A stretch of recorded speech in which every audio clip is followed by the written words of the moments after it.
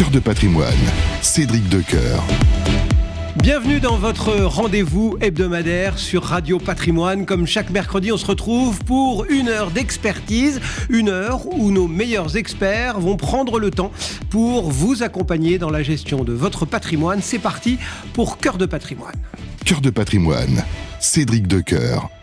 Et pour ouvrir Cœur de patrimoine, on plonge dans le cœur du monde immobilier en recevant Norbert Fanchon. Bonjour Norbert. Bonjour Cédric. Merci beaucoup d'être avec nous pour le groupe Gambetta. On va s'intéresser notamment à ce fameux logement neuf qui fait quand même pas mal parler. Où est-ce qu'on en est déjà si on fait un point là, ce premier trimestre 2024, parce qu'il y a toujours ce petit décalage histoire de compter les logements. Qu'est-ce qu'on en dit en ce moment de ce fameux logement neuf ? C'est un marché qui continue sa dégringolade. On l'avait laissé fin 2023 sur une baisse de 20-30%. Et premier trimestre, on continue sur cette baisse. Et ça cache beaucoup de disparités parce que dans les métropoles, je pense notamment à Montpellier, Tours, Nantes, on a une chute de 70%. Donc c'est un effondrement. Ouais. Et pour donner un exemple, avant on avait une vente tous les jours. Et maintenant on a une vente tous les 3 jours. Donc en fait, on a un rythme qui s'effondre rapidement sur ces métropoles. Un marché qui se concentre sur l'Île-de-France. L'Île-de-France, c'était un quart du marché. Là, on est en train de monter à 30%. Et puis, un phénomène un peu contre-intuitif, c'est que les prix augmentent.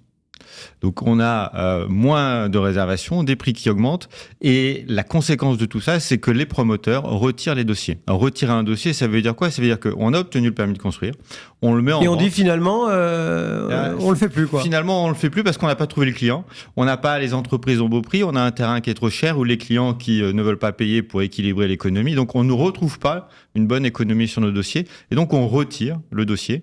Et il y a eu autant de retraits au premier trimestre que sur toute l'année 2023. Et donc, on a un marché qui est en train, en fait, vraiment de s'adapter à un contexte où la demande a beaucoup disparu. Ouais, mais pourtant, on nous dit du côté des courtiers que ça frémit, qu'il y a de nouveau de l'intérêt. Les banques nous disent, nous, c'est open. Du côté du gouvernement... on semble vouloir y aller, mais on voit que les députés parfois freinent des cas de fer pour surtout pas trop modifier les choses qui devraient peut-être être modifiées. Comment on explique un petit peu cette inertie ? Parce que est-ce qu'on va réussir à sauver le soldat bâtiment ou le soldat immobilier ou le soldat logement ? Alors en fait, dans l'immobilier et logement, il y a immobilier neuf et logement ancien. En fait, il y a deux grandes familles. Et la promotion a plutôt fait... Enfin, le neuf d'aujourd'hui fera l'ancien de demain. Enfin, Oui, mais avec des comportements qui sont différents. L'essentiel des clients sur les métropoles était tiré par l'investisseur qu'on dit Pinel, qui achetait pour louer. Alors que dans l'ancien, on a aussi beaucoup de résidences principales. Donc on a un marché immobilier qui est en train de se rééquilibrer avec une disparition ou une forte attrition de l'investisseur. Et il va rester le socle qui a toujours été là. C'est pour ça que ce que l'on vit, c'est un retournement de marché. C'est pas la fin du monde, mais c'est un marché qui est divisé en volume en gros par deux pour le logement neuf. Il reste l'accession à la propriété et tous les produits gérés. Et donc, tout ce qu'on dit dans l'accession à la propriété, c'est pour ça que les banquiers sentent un frémissement, parce qu'ils peuvent enfin reprêter. Les taux d'usure l'année dernière avaient bloqué le marché. Et là, donc, les banquiers revoient des clients qui achètent pour habiter en résidence principale. Le client qui manque, c'est l'investisseur. Bon, on va revenir sur ces fameux investisseurs, mais ça veut dire qu'aujourd'hui, on est dans un moment où vous avez envie de dire aux épargnants, à ceux qui peut-être le peuvent, de dire il faut acheter maintenant un logement neuf. Ou au contraire, attendez encore un peu, on comprend que le groupe Gambetta n'a pas forcément envie que tous les clients attendent trop longtemps. Mais faut attendre. Voilà. Il faut acheter maintenant, mais il faut toujours acheter maintenant. Alors, en fait, on peut acheter maintenant parce qu'il y a des fins de programme, alors ce qu'on appelle des queues de programme, les derniers logements des programmes qui ont été lancés il y a 15, 18, 24 mois en commercialisation, donc qui sont dans un ancien temps. Enfin, tout ce qu'on est en train de se dire, le retournement du marché de l'immobilier neuf, il a 12 mois. Et donc, les programmes qui ont été lancés avant avril 2023, il y a peut-être des bonnes opérations à faire, parce que notre métier, c'est pas d'avoir du stock quand on livre une opération. Et donc, il y a effectivement des promotions, comme on pourrait dire, des sur des appartements très spécifiques. Après, vous choisirez pas votre logement, vous choisirez pas sa localisation, son emplacement dans l'immeuble, mais il y a peut-être des choses à faire.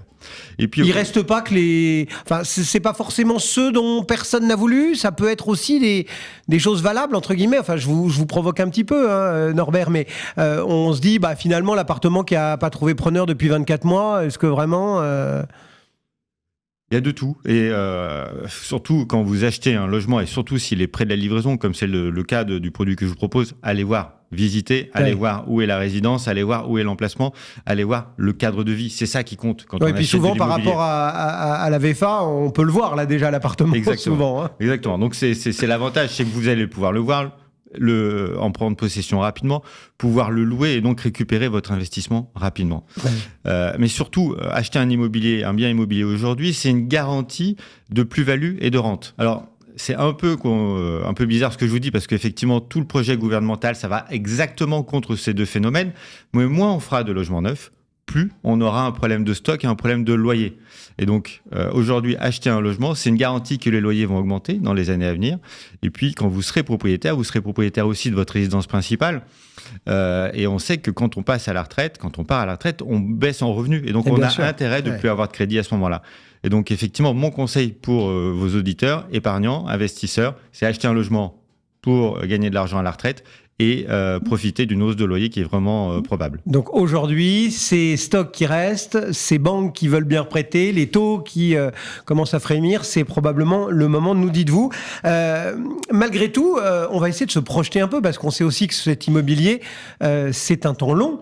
Et que vous nous avez rappelé, quand on a un terrain, quand on dépose un permis, quand on purge tous les recours, voilà, ça se fait pas en claquant des doigts. Et c'est donc un temps long. Ça veut dire qu'aujourd'hui, les décisions qui se prendraient au niveau étatique, au niveau du gouvernement, elles produiraient ces décisions, en effet, dans 18, 24 ou plus de mois. Alors en clair, comme on a arrêté le Pinel, est-ce qu'il faut qu'on mette d'urgence sur les rails, je sais pas, on va l'appeler comment, un Kasbarian ? Je pense qu'un Kasbarian, c'est en plus c'est ministre du logement actuel, et puis je trouve que c'est un sens marketing. Alors, pour faire un programme immobilier, il faut en général maintenant 5 ans. 5 ans de montage et 2 ans de construction. Donc en fait, c'est 7 ans. Un mandat présidentiel, quoi. Un mandat présidentiel. Un ancien mandat pour notre génération, un septennat. Et donc les mesures qui seront prises maintenant, effectivement, c'est des effets pour après 2027, avec un nouveau président. Et quel est le sujet du logement ? Le sujet du logement, principalement, c'est la fiscalité. Quand on achète un bien immobilier, on est surtaxé de partout. Alors, que ce soit en résidence principale, mais surtout quand on investit.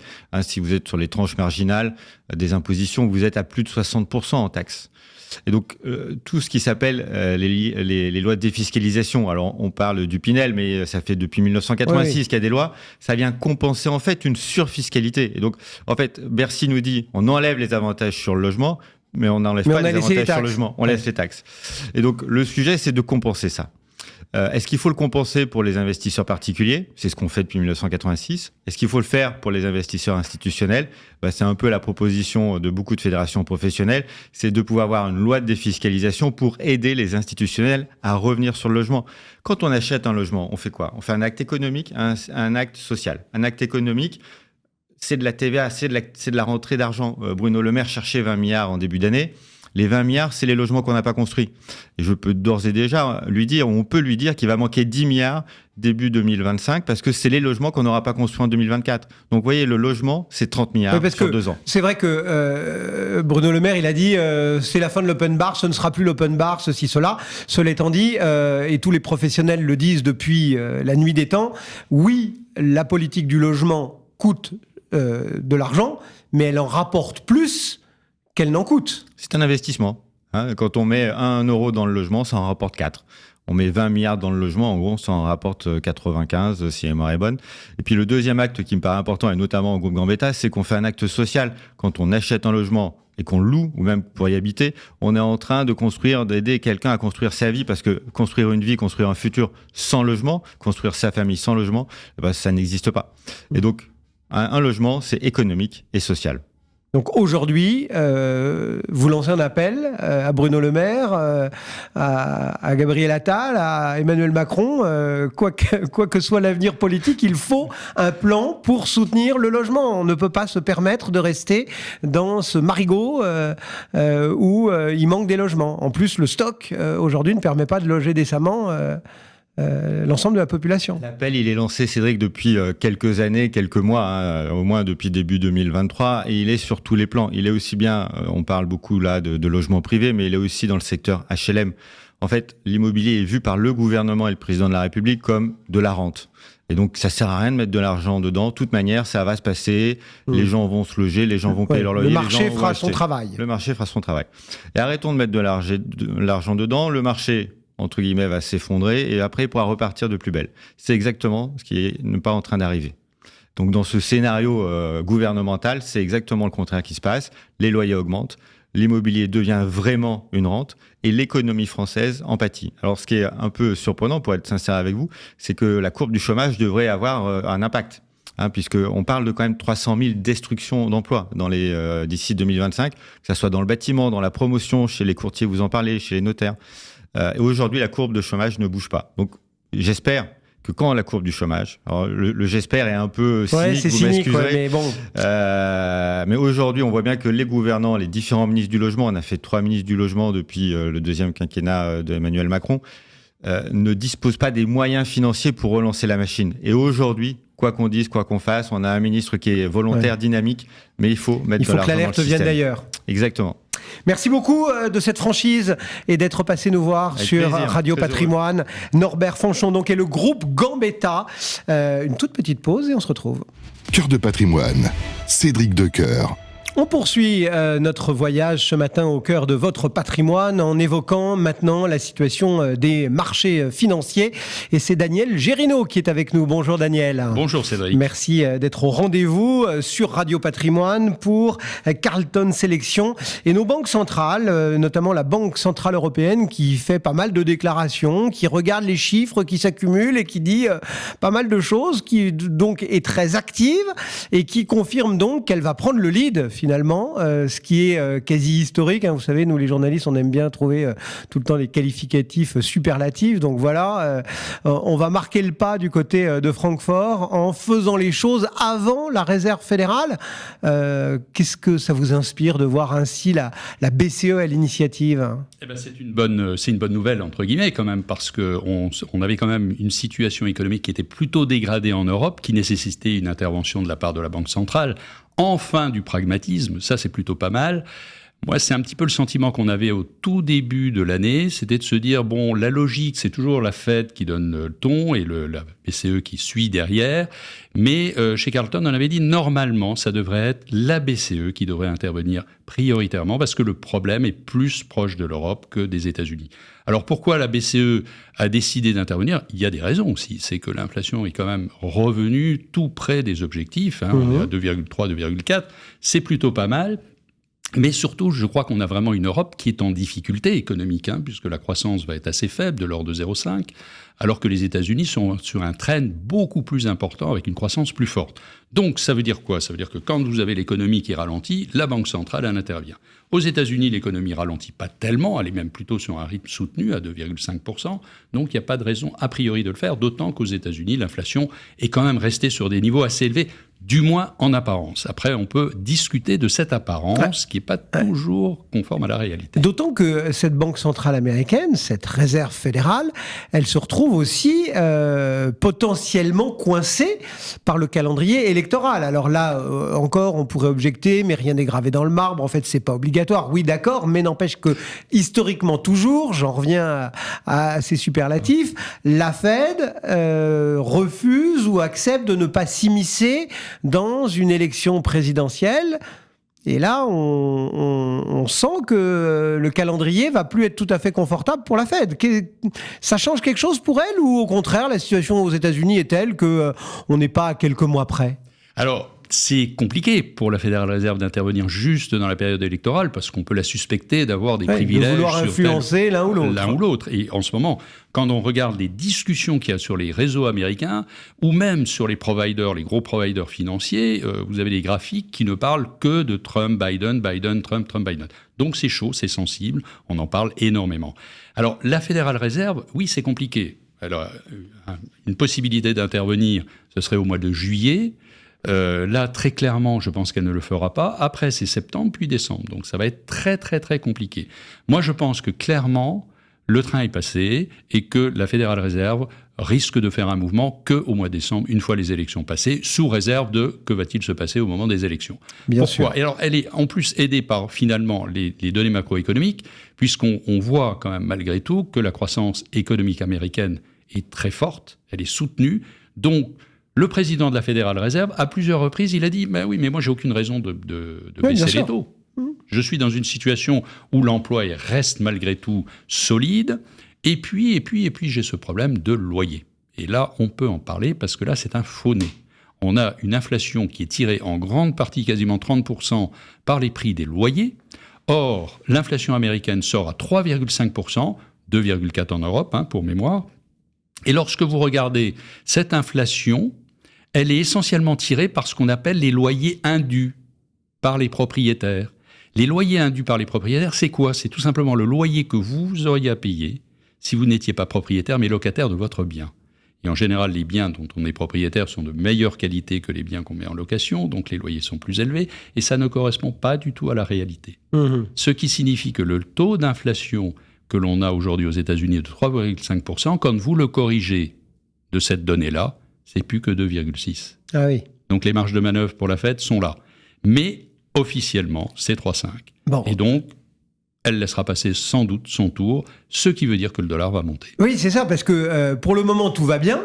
Mais si la BCE bouge une première fois, puis une deuxième fois, et que la Fed ne fait rien, là, pour le coup, ça va tanguer sur la devise. Ça va tanguer sur la devise. Alors attention, parce que si ça tangue sur la devise, ça veut dire que nous, on va avoir les prix importés qui vont monter. Or, revenons toujours sur l'histoire de l'inflation.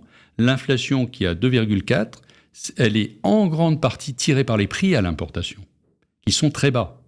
Or, si l'euro faiblit face au dollar, ça veut dire que les prix à l'importation vont monter et que finalement, cette marge de manœuvre... Donc notre inflation va repartir. Et ben voilà.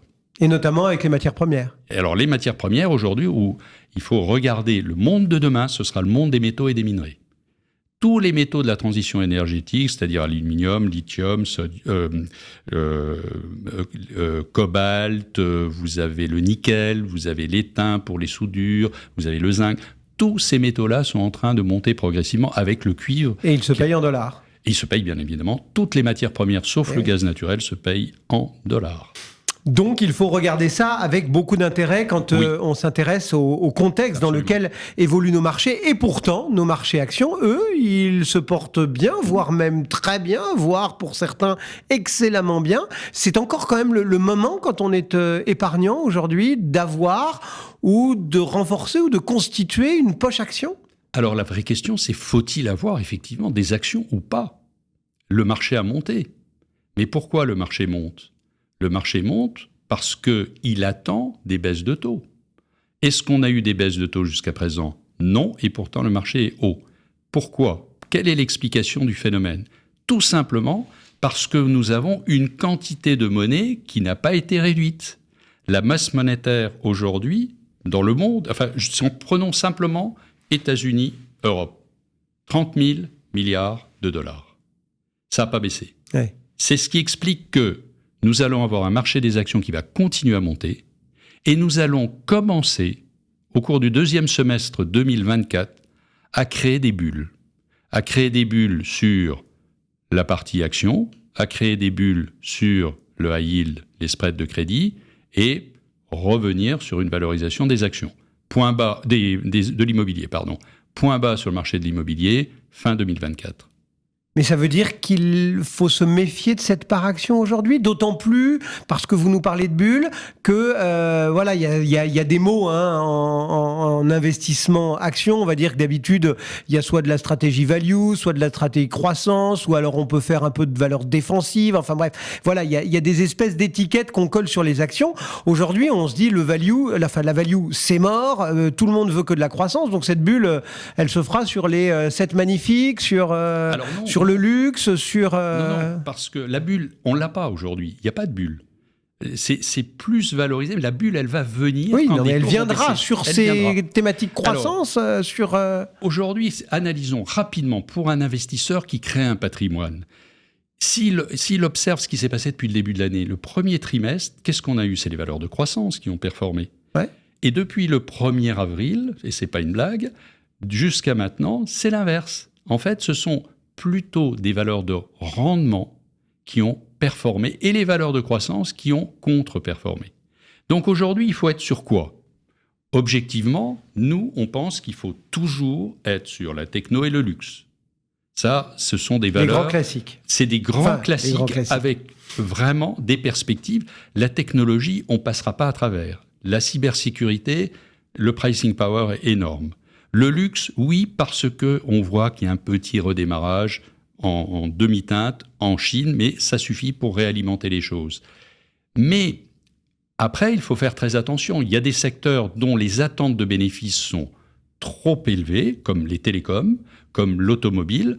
Là, il faut se méfier de ces secteurs, ou l'assurance, où là, on a des attentes qui sont vraiment délirantes, avec des prix trop importants. Et donc, nous, on pense que dans un premier temps, phase de cet été, aller plutôt sur des valeurs de rendement, c'est-à-dire les valeurs qui vont, tout en conservant le socle de technologie, de luxe et de cybersécurité, mais aller sur des valeurs type foncière, sur des utilities, aller sur toutes ces valeurs qui vont bénéficier de la baisse des taux qui va arriver dans les semaines qui viennent. Et est-ce qu'il faut regarder la taille des boîtes qu'on mettrait en portefeuille là pour profiter de cette hausse que vous nous pronostiquez entre guillemets sur les marchés du fait du volume des capitaux? En clair, est-ce que les petites et moyennes capis qui ont quand même pas eu un grand intérêt ces derniers temps et que certains jugent sous-évalués, est-ce que justement il y a matière à profiter, à faire des bons plans entre guillemets en allant chercher dans cette partie de la cote qui est un petit peu moins goûtée, on va dire, même si ces dernières semaines ça a déjà pas mal frémi, mais bon. Ça frémit, mais ça n'arrête pas de frémir. En fait, c'est les belles endormies qui ne se réveillent jamais. Le problème des small mid-cap, c'est que naturellement, ce sont des valeurs qui ont plutôt un biais, on va dire, croissance, et qui ont la plupart également un biais cyclique. Et quand vous achetez des small mid-cap, en tout cas européennes, parce que les mid-cap américaines, c'est des large-cap européennes, quand vous achetez des mid-cap ou des small-cap... Tout est une question d'échelle. Voilà, européennes, vous achetez un call sur la croissance économique européenne. Là, moi, je suis vraiment pas prêt à acheter un call sur la croissance économique européenne. C'est quand même une croissance qui est plutôt atone, donc il faut être extrêmement méfiant. Alors oui, peut-être sur des small mid-cap italiennes, même si elles ont déjà un peu repris pas mal. Suisse, ok. Grande-Bretagne, ok. Allemande, surtout pas. Française, vraiment neutre. Et il faut faire très attention parce que, encore une fois, ce sont des valeurs qui vivent sur un territoire. Ce ne sont pas des valeurs exportatrices, donc qui ne profitent pas de la dynamique mondiale. Et donc, malheureusement, comme elles sont sur leur territoire et que leur territoire, qui est l'Europe, a beaucoup de mal à déclencher, à avoir de la croissance économique, ce sont des valeurs plus difficiles à maintenir en portefeuille et qui souffrent de la hausse des taux. Et en plus, ce sont les premières qui sont impactées en cas de difficultés liées à des coûts de financement ou des programmes de financement qui sont beaucoup plus réduits, beaucoup plus durs à atteindre pour ces entreprises. Donc, nous sommes plutôt méfiants sur les small mid-cap. En disant une dernière chose, c'est qu'à un moment donné, il faudra effectivement y retourner, mais lorsque l'horizon sera plus clair. Ça fait 1 an que nous entendons dire les small mid-cap, ça va repartir. Bon, on attend toujours le démarrage. Le vrai rebond. Bon, il viendra peut-être. D'autant que les large cap, il y a tellement de choses à faire. On aura sans doute l'occasion d'en reparler. Merci beaucoup, Daniel, d'être passé dans Cœur de Patrimoine. Et on se retrouve très rapidement sur Radio Patrimoine. À tout de suite. Cœur de Patrimoine, Cédric Decoeur. On ne se refait pas, les questions fiscales occupent une large place dans l'esprit des épargnants, dans votre esprit si ça se trouve. Et il y a une catégorie d'impôts dont on parle pas mal. Ce sont tous les impôts qui touchent à la transmission, à la succession. Et pour en parler, Olivier Jeanneret est avec nous. Bonjour Olivier. Bonjour Cédric. Merci beaucoup d'être présent ce matin, avocat associé chez Arsène Taxan. On va donc parler de cette question des droits de succession, de leur fonctionnement, de leur éventuelle réforme, parce qu'on en a beaucoup parlé il y a quelques mois. D'abord, on peut peut-être les remettre au goût du jour, nos droits de succession, dire un petit peu ce qu'il en est aujourd'hui en France, comment ils fonctionnent, quelle est leur hauteur, enfin bref, nous faire un petit rappel pratique un petit topo. Alors les droits de succession, droits de donation, c'est la taxation de la mutation de la propriété, donc pour faire le schéma simple, des parents qui transmettent leurs actifs à leurs enfants. Et à ce moment-là, l'État arrive et prélève une dîme. Ce sont les droits de mutation à titre gratuit, comme on les appelle, qui ont lieu soit entre vifs, les donations, soit pour cause de décès, les successions. Voilà donc le cadre dans lequel on opère. Il représente combien en gros parce qu'on sait qu'il y a plein d'impôts, il y a la TVA, il y a l'IR, il y a l'IS, enfin l'impôt sur ces sociétés, l'impôt sur le revenu, etc. Ça se positionne comment tout ce qui concerne la succession, la donation ? C'est une bonne question parce que souvent on parle plus des impôts qui rapportent pas beaucoup et moins des autres. Les droits de mutation à titre gratuit rapportent, mais bien moins que la TVA. Vous citiez, la TVA, c'est plus de 200 milliards par an. Les droits de succession à titre gratuit, c'est 18 milliards en 2022. Oui. C'était moitié moins en 2012, pour voir à quel point il peut y avoir une progression en la matière. Il faut savoir, parce que tout à l'heure on parlait des grands principes, il y a des questions de taux aussi qu'on retrouve régulièrement en discussion, puisqu'on est à 45% en transmission, en ligne directe, et dès qu'on n'est pas dans la ligne directe entre parents et enfants, pour faire encore une fois simple, on arrive jusqu'à 60%. Et c'est pour ça qu'il y a beaucoup de débats en la matière.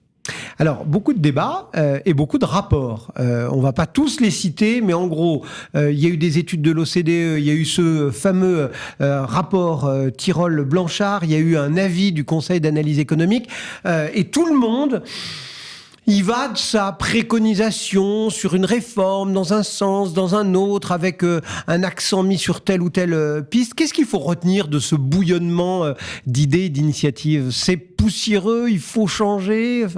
Alors déjà, tous ces rapports, assez étonnamment, ils sont tous arrivés en même temps. Ouais. C'était en 2021, on les a eu un peu coup sur coup. Naturellement, un rapport comme Tirole-Blanchard va chercher beaucoup plus de sujets que le rapport OCDE, qui était concentré sur cette problématique des droits de succession. Il faut voir, c'est que, on reprend au niveau de l'OCDE, au niveau international, puisqu'on a toujours ce regard, est-ce qu'on fait mieux ou moins bien que notre voisin européen ou un peu plus loin, la France, naturellement, a des taux extrêmement élevés. Donc on aurait pu imaginer que l'OCDE nous dise c'est extraordinaire ce que vous faites, parce qu'à côté de ça, dans les pays de l'OCDE, il faut savoir, il y a plus d'un quart de pays qui n'imposent pas les mutations à titre gratuit. Et sur les autres 3/4, il y a des taux qui sont très variables. En France, on arrive jusqu'à 45-60%. En Italie, on est à 4-6%. Donc autant dire que ça n'a rien à voir. Et c'est pas très loin de chez nous. Et pourtant, malgré ces taux extrêmement élevés, l'OCDE n'a pas du tout donné un billet vert à la France en leur disant que leur système était bon. Et on retrouve la même chose dans le rapport du CAE, dans le rapport Tirole-Blanchard. Qu'est-ce qui est mis en exergue ? Ce qui est mis en exergue, c'est qu'en France, comme souvent, comme dans d'autres impôts, on a des taux très élevés, mais on a un gruyère. C'est-à-dire qu'il y a des trous partout. Ouais, et ces trous-là, ils posent une vraie question, c'est l'égalité des contribuables devant les charges publiques. Est-ce qu'on respecte toujours cette égalité ? Alors justement, tiens, qu'est-ce qu'ils en disent les contribuables ou même disons plus les Français, parce que certains ne payent pas cet impôt-là et puis certains ne payent pas d'autres impôts. Enfin, qu'est-ce qu'ils en disent ? Est-ce que d'ailleurs il y a une corrélation entre le niveau d'impôt qu'on paye et l'opinion qu'on a sur un impôt ? Si on prend par exemple ces droits de succession. En fait, c'est très drôle parce que c'est un impôt pour lequel les contribuables, qu'ils payent ou qu'ils ne payent pas, on va dire le contribuable de façon générale, ils ont un avis à peu près équivalent. Autant pour les autres impôts, par exemple l'IFI, l'impôt sur la fortune immobilière, la plupart, plus de 90%, trouvent ça très bien comme impôt. Il faudrait même taxer davantage. Bon, étonnamment... Ceux qui le payent ne sont pas tout à fait d'accord. Ouais. Ceux qui ne le payent pas sont d'accord et inversement. Là, on a un impôt où tous les Français sont d'accord pour dire qu'ils n'en veulent pas. Ah oui. Ça veut dire que vous ayez du patrimoine ou que vous n'en ayez pas, on ne souhaite pas avoir de taxation. Pourquoi ? Parce qu'il y a toujours cette idée qui est que le patrimoine n'est pas celui qui est hérité génération après génération, mais qui est la transmission du dur labeur. Et c'est vrai qu'avec cette image-là, qui est vraie dans une certaine mesure, mais qui n'est pas vraie de façon universelle, avec cette image-là, on a l'impression de payer une deuxième fois, d'avoir une double imposition en la matière. Et c'est peut-être là-dessus qu'il faut pouvoir réfléchir aussi à l'avenir. Donc ça veut dire qu'aujourd'hui, il y a suffisamment d'arguments pour se dire qu'il faut réformer ces droits de succession, ou au contraire, suffisamment d'arguments pour dire non, ne touchons à rien, et est-ce qu'on a quelques pistes dans un sens plutôt favorable ou quelques pistes plutôt négatives? Enfin voilà, vous forgez quelle idée, parce que vous êtes au cœur de cette problématique dans votre boulot. Alors, il faut savoir que d'un point de vue technique, il y a deux piliers autour de l'assujettissement à l'impôt en la matière. Il y a la question de la résidence fiscale. Est-ce que je suis un Français en termes fiscal? Et après, est-ce que la transmission que j'envisage de faire a un rattachement avec la France d'une façon ou d'une autre, ce qui permet en réalité l'imposition finale? Et quand on regarde cela et qu'on regarde la date à laquelle les règles ont été définies, c'est post-guerre, c'est le début des années 70. C'est-à-dire qu'aujourd'hui, on est entre 50 ans et 70 ans plus tard, et les textes n'ont pas changé. Alors que le monde, lui, a considérablement évolué. Ouais. Exactement. Donc, vous mettez tout de suite le doigt sur un des points qu'il faut pouvoir appréhender, c'est notamment cette mobilité internationale qui n'existait pas à l'époque et qui, aujourd'hui, a un impact extrêmement fort dans l'équilibre, en réalité, vis-à-vis de cet impôt. Une fois qu'on a dit ça, après, l'autre sujet qui est de dire, on a des taux très élevés, mais on a des trous dans notre gruyère. Il faut se reposer, je pense, comme à chaque fois, la question de savoir est-ce que ces trous, qui sont des dépenses fiscales en réalité, on donne un avantage à quelqu'un en fonction de l'actif qu'il possède. Notamment, on a le pacte du trade qui a été énormément pointé du doigt ces derniers mois et années. Donc voilà, il faut se poser la question de savoir si ces niches fiscales, ces dépenses fiscales sont encore nécessaires et potentiellement de rééquilibrer les taux d'imposition par rapport aux assiettes qui sont effectivement taxées. Vous nous avez emmené tout à l'heure regarder un peu ce qui se passait autour de nous en donnant quelques chiffres comme ça. Est-ce que lorsqu'on a l'habitude de travailler justement sur cette mobilité internationale et donc sur des systèmes fiscaux différents, lorsqu'on a lu tous ces rapports, on se dit tiens, il y a je ne sais pas en Italie, je ne sais pas en Allemagne, en Angleterre ou plus loin au Canada, aux États-Unis, enfin bref, est-ce qu'il y a comme ça quelques systèmes où on se dit tiens, si on s'inspirait un tout petit peu de tel ou tel dispositif, on en tirerait quand même des bénéfices, que ce soit bien sûr pour le contribuable, mais aussi pour les finances publiques, pour une meilleure circulation des dépenses, peut-être un système plus juste, peut-être, enfin voilà. Alors, il y a un système que j'aime beaucoup et assez étonnamment, c'est pas celui auquel on pourrait penser au premier, c'est le système américain. Alors, d'une part, aux États-Unis, il y a la question de la nationalité, qui préempte en réalité toute question fiscale et qui, quelque part, empêche les gens de déménager juste pour des raisons fiscales. Donc, il y a un côté qui est plus sain, je trouve, par rapport à l'approche fiscale. Après, en termes de transmission, ce que je trouve assez intéressant, c'est qu'il y a des abattements très élevés. On est à 11 millions d'abattements par parent. Et donc, on peut arriver quasiment à 25 millions de dollars d'abattements pour les transmissions de patrimoine. On est à 100 000 euros en France. Donc, autant dire qu'il y a de la marge. Mais la petite différence, c'est qu'on n'a pas ce qu'on appelle la réévaluation des actifs. Ça veut dire qu'en France, il y a les parents qui ont un actif qu'ils ont eu pour 0 et qui vaut 1000. Ils le transmettent à leurs enfants. Si les enfants le vendent le lendemain matin et qu'ils le vendent pour 1000, ils ne font pas de plus-value. C'est-à-dire qu'on a payé des droits de donation, mais on ne paye pas des impôts sur la plus-value. C'est ce qu'on appelle la purge de la plus-value. Aux États-Unis, on n'a pas ça. C'est-à-dire qu'on va vous dire, normalement, sur un patrimoine de moins de 25 millions, vous n'allez pas payer d'impôts sur les donations ou sur les successions. Mais si vous revendez l'actif, on va considérer que vous l'avez eu pour 0. Ah oui. Et quelque part, je trouve ce qui est intéressant là-dedans, c'est que ça donne une grande liberté de transmission, puisqu'en réalité, on n'empêche pas la transmission par des coûts qui peuvent être dirimants et qui peuvent pousser certains à vendre des actifs. Mais si l'idée n'est pas de préserver cet actif dans la famille génération après génération... Si c'est d'en profiter, on passera à la caisse. À ce moment-là, on passe à la caisse. Et donc, j'aime bien de repousser l'imposition à plus tard. Alors après, c'est là où il y a une difficulté technique, c'est qu'on est sur un impôt qui est l'impôt sur les donations ou les successions, et on va bifurquer sur l'impôt sur les plus-values. Et donc, les règles ne sont pas les mêmes, territorialement parlant notamment, et en termes d'assiette, tout ça peut évoluer. Mais voilà, c'est une idée que je trouve intéressante. Vous aviez rappelé que tous ces rapports, OCDE, RTE, Tyrol Blanchard, CAE, étaient tous arrivés en même temps. Il y avait une raison à cela, c'est que se profilait une élection présidentielle en France et que cette question était un peu dans un certain nombre de programmes. Est advenu ce qu'il est advenu. Pour le moment, ces programmes ou ces idées ont été remisées sous le boisseau. Il faut qu'elles ressortent, elles peuvent ressortir. Vous considérez qu'il y a une chance qu'on réforme vraiment un jour ces droits de succession ?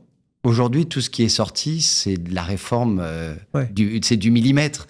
Parce qu'on était là en train de se dire, c'est pas 100 000 tous les 15 ans, mais ça serait 100 000 tous les 10 ans, où on passe à 200 000. En réalité, le sujet, il n'est pas là. Encore une fois, on a les droits de succession et les droits de donation, ce qu'on disait tout à l'heure, c'était 18 milliards en 2022.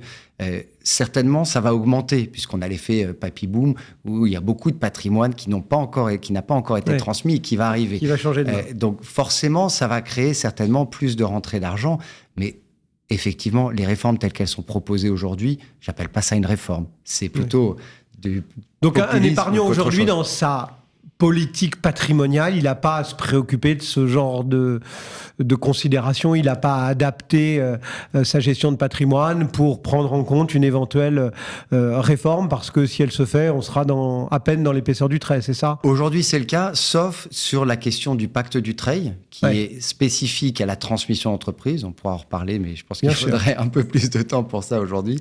Et là, il y a beaucoup de discussions sur des réformes en profondeur. Après, je dirais, s'il y a un conseil à donner aujourd'hui, et les chiffres sont intéressants en la matière, c'est que sur les 18 milliards en question, il y en a moins de 20% qui sont des droits de donation. Donc, ce sont des transmissions du vivant. Et les 80% restants, c'est des transmissions pour cause de décès. Et quand on pratique la fiscalité patrimoniale du matin jusqu'au soir, on sait que par l'anticipation, on arrive à réduire par 2, par 3, si ce n'est plus, les droits à payer. Et ce qui est assez... Il faut transmettre de son vivant, il faut organiser ça. Et voilà. Et c'est vrai que les chiffres ici nous mettent en exergue le fait que les gens n'anticipent pas. Ouais, donc c'est pas une réforme des droits de succession qu'il faut faire, c'est une réforme de la mentalité. Réfléchir au mouvement de son patrimoine ne va pas nous faire mourir. Alors certes, il faut pas se dessaisir, mais il faut transmettre, quoi. Exactement. Merci beaucoup, Olivier Jeanneret, donc Arsène Taxan, ce matin sur Radio Patrimoine. On se retrouve très bientôt. Avec plaisir. Merci d'être passé nous voir dans Cœur de Patrimoine. Et nous, on continue bien évidemment à vous accompagner. Cœur de Patrimoine, Cédric Decoeur. On continue bien évidemment notre voyage, notre série de conseils autour de votre gestion de patrimoine, et on parlait de frais de succession, de droits de succession, de donation il y a un instant. On va rester un petit peu dans cette typologie, pas forcément la plus agréable en parlant de décès évidemment, mais ce sont des choses dont il faut parler aussi lorsqu'on s'intéresse à la gestion de patrimoine, et on accueille pour ce faire Amélie Zigelmeyer. Bonjour Amélie. Bonjour Cédric. Pour le groupe La Place, sujet effectivement pas des plus guillerets, mais en parler ne veut pas dire qu'on va mourir tout de suite, donc c'est aussi important d'en parler. Donc, on va parler de tout ça. Comment est-ce qu'on anticipe finalement sa succession, et comment du coup, en fait, parce que c'est ça le nerf de la guerre, on protège finalement ses proches? Alors, le premier conseil serait de s'y intéresser. Déjà, savoir en cas de décès qui hérite et dans quelle proportion. C'est fondamental, puisque quand on accompagne des clients sur ces sujets-là, on se rend compte qu'il y a énormément d'idées reçues. Je peux prendre un rapide exemple. Pour un couple marié sans enfant, si vous décédez et que vous avez encore vos parents vivants, ils héritent de 50% de votre patrimoine. Un quart chacun. Donc, ce qui signifie que le conjoint survivant, il se retrouve en indivision avec ses beaux-parents. Wow. Donc, même s'ils s'entendent bien avec eux et qu'il a un droit de voyager sur la résidence principale, ça peut quand même être inconfortable. D'où l'importance, de savoir ce qui se passe pour pouvoir agir dessus si jamais ça vous convenait pas. Alors, il faut savoir comment ça se passe, et puis il faut savoir ce que ça va coûter aussi, parce qu'on en parlait à l'instant, il y a des droits de succession, il y a des droits de donation, enfin, il y a une facture, un frottement fiscal, comme on dit dans votre langage. Oui, tout à fait. Alors, on peut rappeler que le conjoint et le partenaire de pacte sont exonérés de droits de succession, mais effectivement, pour les autres héritiers, en fonction du patrimoine reçu, il peut y avoir des droits à payer. Pour les calculer, on applique un abattement et un barème qui va être fonction du lien de parenté. Après, il y a possibilité, si le patrimoine est illiquide à plus de 50%, donc par exemple avec de l'immobilier, de nous demander un fractionnement des droits, qui peut aller jusque 3 ans. Et s'il s'agit d'entreprises, ça peut même aller jusque 10 ans. Et puis, il y a aussi la possibilité, qui n'est pas forcément très connue, si vous recevez le patrimoine en démembrement en nue propriété, de demander de différer les droits de succession et de les payer au jour où vous serez plein propriétaire. Après, ces 2 options, elles ne sont pas gratuites. Au contraire, ça majore même le coût successoral. Donc, il y a un taux d'intérêt légal à payer. Là, pour 2024, c'est 2,20 et sur les transmissions d'entreprise, 0,7. Et c'est pour ça que un des moyens, en tout cas, pour alléger la facture fiscale, effectivement, c'est de commencer à transmettre de son vivant. C'est ce que vous disiez, en commençant à donner soit en nue propriété, soit en pleine propriété. Et quelles mesures, justement, on peut mettre en place pour mettre de l'huile dans les rouages, pour faire que les choses se fassent au fil du temps, grâce à ce système de donation ? Eh ben, en fait, les conseils, ils vont dépendre de plein de paramètres. Évidemment, ils ne seront pas les mêmes en fonction de votre âge, en fonction de votre patrimoine, en fonction de vos revenus, en fonction de votre situation familiale. Un élément sur lequel on peut agir de son vivant, justement, pour protéger ses proches, c'est l'union qu'on choisit. Puisque, le régime matrimonial, donc. Oui, ou déjà le régime matrimonial, parce que ce qu'il faut savoir, c'est que si jamais vous êtes en concubinage, pour protéger l'être aimé, c'est plutôt à bannir, puisqu'il n'est pas héritier. Donc, par exemple, si vous êtes seul propriétaire de la résidence principale, du jour au lendemain, il peut se retrouver à la porte. Et si vous avez envie de lui léguer quelque chose dans un testament, c'est 60% de droits à payer pour lui. Donc, voilà. Donc, il faut bien y penser pour les concubins. Voilà, le concubin plutôt à éviter, en tout cas en termes de protection, puisque c'est le sujet d'aujourd'hui. Le partenaire de Pacs, il a un traitement fiscal plus favorable, puisque lui, il ne paye pas de droits de succession. Mais en revanche, il n'est pas héritier non plus. Donc, il faut le nommer dans un testament, c'est indispensable. Donc, vous parliez du régime matrimonial. Effectivement, en termes de protection, c'est ce qu'il y a de mieux. Puisque c'est la seule union aujourd'hui qui confère un statut d'héritier. Et aussi, c'est la seule union qui permet de percevoir une réversion de la retraite en cas de décès. Ah oui. Donc après, ce qui va jouer sur la protection que vous allez avoir, c'est justement le fameux choix du régime matrimonial, et sachant qu'on peut aussi le coupler avec des aménagements matrimoniaux. Le plus protecteur, ce serait la communauté universelle avec une clause d'attribution intégrale, où là, il n'y a pas d'ouverture de succession, tout va directement au conjoint survivant. Après, attention, là, le conjoint est particulièrement favorisé, mais c'est au détriment des enfants, puisque forcément, comme il n'y a qu'une succession, ça leur coûtera plus cher. Et justement, les enfants, si les parents étaient mariés d'une certaine façon, enfin sous un certain régime, et qu'ils décident de changer pour ce système-là, ils ont leur mot à dire, ils doivent donner leur accord, ils doivent être au moins informés. Oui, tout à fait, ils sont informés. Donc, si ça leur convient pas, ils peuvent tout à fait s'y opposer. Puis après, c'est un juge qui tranchera.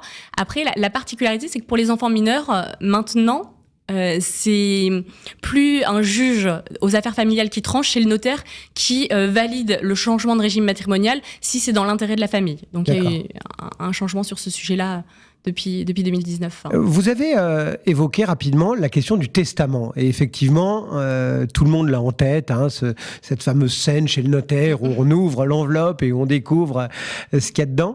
C'est vraiment comme ça que ça se passe. C'est-à-dire, on peut y mettre ce qu'on veut, on écrit, et après, ça s'impose, c'est ça, un testament ? Alors, techniquement, vous pouvez léguer l'intégralité de votre patrimoine dans un testament. On parle de legs universel à une ou plusieurs personnes. Après, attention, en France, les enfants sont héritiers réservataires, donc ce qui signifie que vous ne pouvez pas les déshériter. Donc, si jamais ils s'estiment lésés, ils pourront saisir un avocat et mener une action en réduction. D'accord. On peut rappeler rapidement la partie dont vous disposez librement, qu'on appelle la quotité disponible. Si vous avez un enfant, c'est la moitié de votre patrimoine. Si vous avez 2 enfants, c'est 1/3 de votre patrimoine. Et si vous avez 3 enfants et plus, c'est 1/4 de votre patrimoine. Après, donc ça, on peut en faire ce qu'on veut, mais le reste, c'est réservé aux enfants. Voilà. Et après, le testament, de toute façon, il peut être utile. Alors, on l'a vu pour les concubins. Pour les partenaires de Pacs, c'est indispensable. Mais même pour les couples mariés, ça peut avoir son sens, puisque aujourd'hui, le thème, c'était plus protéger ses proches que les déshérités. Donc, on peut prendre un exemple où le testament a vraiment son utilité pour protéger à la fois son conjoint et ses enfants dans le cadre de familles recomposées où on a des enfants qui ne seraient pas communs. Ah oui. Et oui, il faut... penser à tout. Il faut penser à tout. Parce que si jamais il y a une succession, le conjoint va hériter d'1/4 du patrimoine, en l'absence de disposition. Ce qui signifie que ce quart-là, au 2e décès, il n'ira pas à vos enfants, mais à vos beaux-enfants. Ce qui peut ne pas vous convenir. Donc le fait de léguer dans un testament l'usufruit à son conjoint, ça le permet de le protéger. Et puis comme ça, vos enfants sont nus propriétaires. Et donc au 2e décès, celui de leur beau-père ou de leur belle-mère, ils deviennent plein propriétaires. Bien Donc sûr. ça permet à votre patrimoine de rester dans votre lignée familiale. Donc le testament, c'est vraiment un outil, on peut faire du sur-mesure. Et c'est extrêmement complémentaire avec un régime matrimonial, avec des aménagements matrimoniaux. On a la chance d'avoir une grande souplesse au niveau de notre droit civil. Donc il faut vraiment en profiter. Et puis c'est complémentaire avec d'autres outils, tels que l'assurance vie par exemple. Ouais, on va venir sur l'assurance vie, évidemment, parce que c'est un outil particulièrement intéressant dans ce cas-là. Juste pour terminer d'un mot, ce testament qu'on écrit à la main, c'est ça ? On peut l'écrire à la main, en tout cas il a une valeur juridique. Après nous on recommandera quand même de le faire enregistrer chez un notaire. Ouais, c'est ça, on ne le met pas dans une plainte, dans une armoire. Vous pouvez, mais après c'est le risque qu'il ne soit jamais retrouvé. Voilà, donc ce serait dommage, parce que le but c'est quand même de faire... Le mieux c'est de l'enregistrer chez son notaire. Nous en tout cas c'est ce qu'on recommande vivement, au moins vous êtes sûr qu'il soit bien rédigé et surtout qu'il s'applique, parce que dans la plainte je ne suis pas sûre que quelqu'un le retrouve. Et il faut que la personne soit bien attentionnée aussi. Voilà, exactement. Allons-y, on parlait d'assurance vie, enfin on se dirigeait vers l'assurance vie avant que je vous ennuie avec mes questions de plainte. C'est un outil essentiel aussi dans ce mécanisme de transmission, de protection de ses héritiers. Oui, c'est un outil qui a vraiment toute sa place aujourd'hui dans une structuration patrimoniale, puisqu'on peut rappeler qu'avec les clauses bénéficiaires, on peut vraiment faire du sur-mesure. Vous pouvez nommer vos bénéficiaires de façon égalitaire, inégalitaire, on peut démembrer la clause, elle est modifiable à tout moment. Et ce qui est un peu dommage en pratique, c'est qu'on a une belle souplesse, mais elle est peu utilisée. Souvent, trop souvent, on rencontre la clause standard. Ouais, le conjoint, voilà, vous avez tout compris. Le conjoint a défaut les enfants. Et comme on sait qu'aujourd'hui, le conjoint, on l'a rappelé, exonéré de droits de succession, tant que ce sera le cas, c'est un peu dommage de ne pas mettre au moins les enfants pour partie, puisqu'il y a quand même un traitement fiscal qui est extrêmement favorable, 152 500 par bénéficiaire, les 700 000 suivants, c'est seulement 20%, et au-delà, 31,25.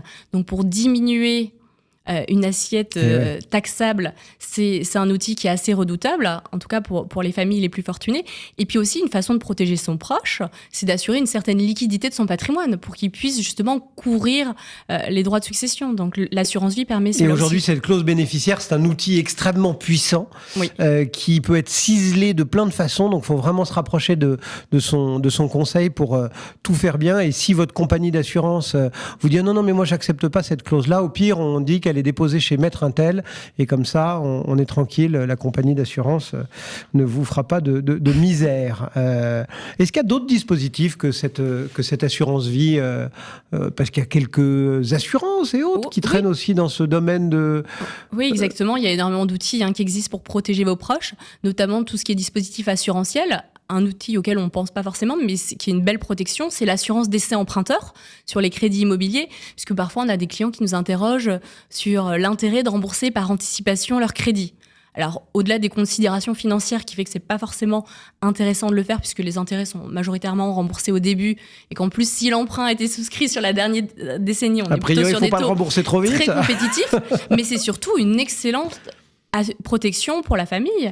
Et d'ailleurs, il ne faut pas hésiter à jouer sur les taux de couverture, puisque parfois on est assuré à 50-50, mais pourquoi pas majorer ce taux-là, être par exemple à 60-60, comme ça celui qui reste, il a plus que 40% de l'emprunt à rembourser, parce que sur les biens immobiliers, en pratique, les charges afférentes aux biens ne sont pas divisées par 2 au jour du décès, au contraire, elles restent identiques, je pense à la taxe foncière, tout ce qui est électricité, chauffage, donc voilà, ça peut être une protection pour votre famille. On a les contrats de prévoyance aussi, Oui, bien sûr, les contrats de prévoyance qui permettent justement aux bénéficiaires désignés de percevoir soit un capital, soit une rente par exemple pour le conjoint, ou pour financer les études des enfants, ça peut être une rente éducation.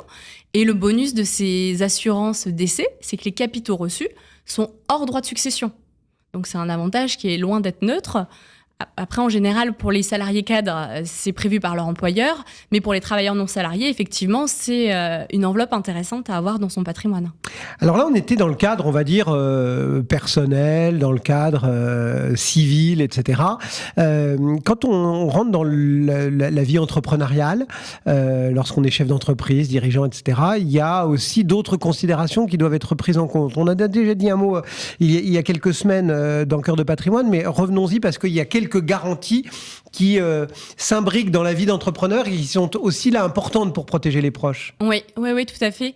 Il y a par exemple l'assurhomme homme-clé, où l'entreprise va verser une cotisation qui va lui permettre de recevoir, par exemple, au moment du décès, parce que là, c'est vrai qu'on parle que de décès, mais il y a aussi d'autres moyens de se protéger en cas d'invalidité, d'incapacité, mais qui va permettre à l'entreprise, en cas de décès, de recevoir une somme qui aura été déterminée au moment de la signature du contrat. Et cette somme, en général, on pense souvent pour la pérennité de l'entreprise, puisque voilà, ça va permettre de recruter une personne, de couvrir des charges, mais ça peut être aussi un excellent moyen, et ça fera lien avec le sujet d'aujourd'hui, d'indemniser ses proches. S'ils n'ont pas volonté et vocation à rester dans l'entreprise, plutôt qu'ils soient actionnaires passifs, ça permet cet argent, cette trésorerie récupérée, de leur proposer de sortir via une réduction de capital. Et puis comme ça permet à vos autres associés de continuer à piloter l'entreprise sans avoir d'actionnaires passifs. Et donc, c'est une bonne protection pour votre famille. Et d'ailleurs, s'ils n'ont pas la capacité de gérer, il y a un autre outil qui est le mandat à effet posthume qui permet de désigner de votre vivant un mandataire ou plusieurs mandataires qui pourront gérer les actifs désignés, donc pour une entreprise, ça s'y prête totalement, qui auront vocation justement à gérer l'entreprise pendant une certaine durée si vos héritiers n'ont pas la capacité de le faire. Bon, voilà, ça fait quand même pas mal de pistes. Qu'est-ce qu'on se dit en conclusion Ce qu'on peut se dire en conclusion, c'est qu'il faut s'en occuper. Parce que moi, il y a une citation que j'aime beaucoup de Bernard de Fontenelle qui dit « Ne prenez pas la vie au sérieux, vous n'en sortirez pas vivant. » Mais malgré tout... pour la succession, c'est quand même important de s'en occuper, puisqu'on a vu ensemble qu'il y avait énormément de dispositifs, que ce soit sur l'union choisie, des aménagements matrimoniaux, les clauses bénéficiaires de son contrat d'assurance vie, un testament si c'est nécessaire, tous les outils assurantiels tels que la prévoyance décès, l'assurance décès emprunteur. Donc il y a énormément de choses, mais forcément c'est de son vivant que ça doit être organisé. Et le fait de s'en être occupé, ça permet d'être plus serein sur ce sujet-là, que vos proches soient à l'abri. Et puis comme ça, vous pourrez continuer à profiter pleinement de la vie. N'ayez pas peur de vous occuper de ce terme, parce qu'à part quelques mystiques, tout le monde y passera. Merci beaucoup Amélie Ziegelmeier et le groupe La Place dans Cœur de Patrimoine. Cœur de Patrimoine, Cédric Decoeur. Et on termine en soufflant quelques bougies avec Astrid Cousin. Bonjour Astrid. Cédric. Porte-parole de Magnolia. Quelques bougies parce que il y a 2 ans, un tout petit peu plus, en mars 2022, a été promulguée la loi Lemoine qui, nous dit le journal officiel, portait sur un accès plus juste, plus simple et plus transparent au marché de l'assurance emprunteur. Bon, on rappelle un peu moins pompeusement de quoi on cause. Alors, il y a vraiment 2 grands pans de cette loi qui ont été mis en vigueur le 1er juin, donc c'est pour ça qu'on fête son anniversaire. Le premier, c'est le changement d'assurance à tout moment. Donc, les délais sont terminés. Vous pouvez changer dès signature du contrat avec votre banque. Vous pouvez changer finalement dès la semaine suivante. Donc ça, c'était une première grande révolution. Et la deuxième grande révolution également, c'était la fin du questionnaire de santé pour tous les prêts de moins de 200 000 € lorsque le crédit se termine avant les 60 ans de l'emprunteur. Alors, ces quelques points-là, ils sont apparus parce qu'il y avait des soucis qui bloquaient un petit peu, qui empêchaient. Il y a eu plein d'étapes, etc. Et toute la profession et une partie des médias s'étaient mobilisés pour dire allez, maintenant, il faut un petit peu améliorer les choses. Une fois que ça a été voté, une fois que ça a été promulgué, une fois que c'est rentré en application, ça a été un vrai succès, cette loi ? Exactement. Comme vous avez dit, Cédric, on faisait des lois pour faire pansement sur des premières lois qui avaient été votées, mais qui finalement ne connaissaient pas le succès attendu. Donc, au bout d'un certain temps, certains députés se sont rassemblés et ont décidé qu'on arrêtait justement ces fameuses lois pansement, qu'on allait aller loin dans la plaie, qu'on allait vraiment essayer d'ouvrir ce marché au maximum. Donc, c'est comme ça qu'on en est arrivé à la résiliation à tout moment, et non plus soit quand vous voulez la première année, soit chaque année de date d'anniversaire avec un préavis de 2 mois, etc. Donc maintenant, ça laisse une liberté à l'emprunteur totale. Et c'est vrai qu'au départ, ça a été un très grand succès. Chez Magnolia.fr, par exemple, on a eu plus 80% de demandes de changement d'assurance. Donc c'est colossal à notre échelle. Ouais. Le CCSF, d'ailleurs, aussi a noté ce bond de 80% de changement. Donc finalement, on a été assez révélateur de ce qui s'est passé sur le marché.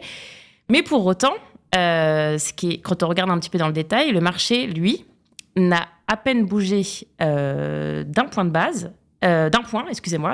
puisque les banques aujourd'hui détiennent toujours 84% du marché de l'assurance emprunteur versus 85%. Donc en clair, tous ceux qui étaient dans la seringue se sont précipités et ça a fait une bosse sur vos courbes. Mais après, c'est tout. Oui, il y a eu un très grand engouement médiatique déjà, qui a été couvert par toutes les grandes chaînes. Donc je pense que ça a bien sûr aidé. L'information s'est diffusée et en effet, tout le monde a saisi l'opportunité. Mais pour autant, c'est un marché tellement énorme. En fait, on parle de tous les emprunteurs pourquoi il y a français. plus de séisme? Pourquoi finalement l'ensemble des emprunteurs, puisque tout le monde pouvait, entre guillemets, être concerné, ne s'est pas présenté au guichet? C'est une grande question. Je pense que quand même, le premier pan, c'est... Bon, il y a quand même des démarches. Et c'est vrai que les Français, on a un petit peu des problèmes avec ça. Moi, la première, dès qu'il s'agit d'envoyer un courrier, voilà, ça peut durer un mois. Donc, je le comprends. Puis, il y a aussi la peur de la banque. C'est-à-dire que, est-ce que si demain, je retire mon assurance de la banque et que je veux réemprunter, est-ce que la banque va me suivre? Oui, c'est ça. Donc, il y a quand même ces deux gros éléments qui freinent cette ouverture du marché. Mais parce que ce marché, une fois ouvert, enfin la loi disant ce qu'il faut faire et ce qu'on peut faire, les banques n'ont pas suivi. Enfin, aujourd'hui, vous dites c'est uniquement de la faute des consommateurs parce qu'ils n'ont pas pris le taureau par les cornes, ou est-ce que quelque part aussi, on va dire, le secteur n'a pas trop joué le jeu? Alors, les banques, c'est vrai qu'elles ont mis en place des nouvelles manœuvres qui ont pour objectif d'empêcher l'emprunteur de quitter l'assurance groupe bancaire. Donc, ça va être des manœuvres. On ne va pas rentrer dans le détail, mais ils vont ajouter des garanties, des choses qui sont très compliquées lorsque l'emprunteur veut substituer son contrat. Il y a aussi les délais qui ne sont toujours pas respectés. Donc, la loi dit que la banque elle a 10 jours ouvrés pour faire changer l'assurance, pour du moins accepter la nouvelle assurance. Finalement, on est sur des délais de 3 semaines, 1 mois, 2 mois parfois aussi. Donc, c'est encore des dossiers qui traînent. Donc, certains emprunteurs qui se rétractent. Oui. Et finalement, ça ne marche pas, je laisse tomber, oubliez mon... Voilà, exactement. Et puis, il y a aussi, bien sûr, et ça, c'est normal, c'est le marché des banques qui vont s'aligner et qui vont dire, moi, je propose un contrat défensif. Et dans ces cas-là, l'emprunteur, lui, il fait le choix de rester avec sa banque ou non. Voilà. Bon. Dans ces cas-là, c'est tout bonus pour l'emprunteur, quand même, qui a Exactement, gagné... tout à fait. Qui a gagné 10 000, 15 000 euros et en restant avec sa banque. Du coup, aujourd'hui, on se dit quoi? Il faut faire quelque chose de plus pour faire bouger le mammouth, ou on se dit, bon, ça va être une question de 1 génération, 2 générations de prêts pour que on en ait fini avec ces tarifs d'assurance, on va dire maison, contrat groupe, qui étaient exorbitants, parce qu'on rappelle effectivement les sommes qui sont en jeu. Alors effectivement, c'est petit à petit, mais sur 20 ans, sur 25 ans... c'est 10 000, 15 000 euros, exactement. Ouais. On est sur des tarifs 2 à 4 fois plus chers que la concurrence. Mais en fait, le vrai problème qui se pose, c'est au moment de l'octroi du crédit. À partir du moment où l'emprunteur a signé avec sa banque à ce moment-là, parce que souvent, il n'a pas le choix. Et d'ailleurs, ce qui est intéressant de voir, c'est que plus le marché s'ouvre, moins l'emprunteur il a la liberté de changer au moment du crédit. Donc, c'est-à-dire que aujourd'hui, par exemple, on arrive, nous, quasiment plus du tout à faire passer des contrats d'assurance sur un nouveau crédit. Donc, par exemple, à l'époque, on faisait 30% d'assurance sur des nouveaux crédits et 70% de changement d'assurance. Aujourd'hui, on est quasiment à plus de 90% de changement d'assurance. Donc, ce qui prouve que les banques, elles verrouillent à ce moment-là. Et tant que le verrou il sera là... En clair, enfin, on ne va pas se cacher à son petit doigt. La banque, elle dit, vous ne prenez pas mon assurance, vous n'avez pas le crédit, c'est ça? Exactement, c'est ça. C'est des offres packagées. L'emprunteur, il ne sait même pas exactement pourquoi il signe. En tout cas, il est tellement heureux d'avoir un crédit, surtout en ce moment, qu'il va signer. Et puis, en fait, une fois qu'il a signé, il est content. Et voilà. Et c'est à ce moment-là, finalement, qu'on perd plus de la moitié, voire 2/3 des emprunteurs qui ne vont plus jamais bouger.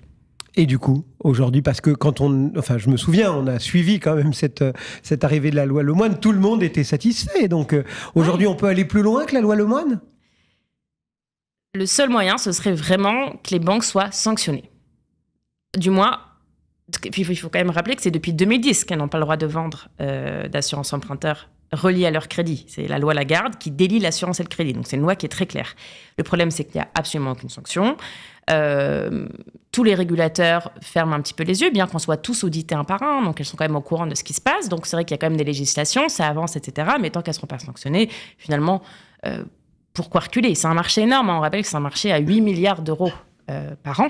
Donc, c'est un marché colossal pour les banques qui, en plus, ne se font quasiment plus d'argent sur le crédit immobilier. Donc, l'assurance emprunteur, finalement, c'est devenu la poule aux œufs d'or pour eux. Et donc, elles ont tout intérêt à conserver ce monopole.